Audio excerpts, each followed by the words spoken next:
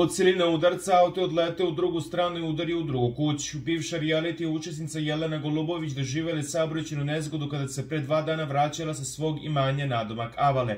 Jelena je udarila o zid kuće pokojnog pevača Rođe Raičevića, piše Svet. Imala sam udes kada sam se vraćala sa svog imanja. Udarila sam u zid kuće Rođe Raičevića, a od siline udarca auto je odleteo u drugu stranu i udario u drugu kuću. Imala sam sreću, kola su me rotirala dok nisam naletala na drvo.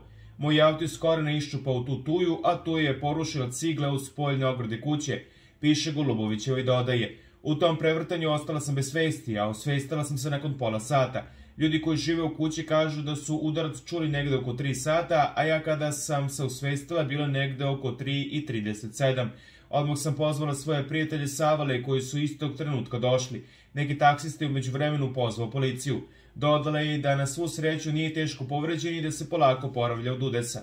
Danas se već osjećam bolje, nije lak poduhvat udariti od 2 kuće i ostati živ.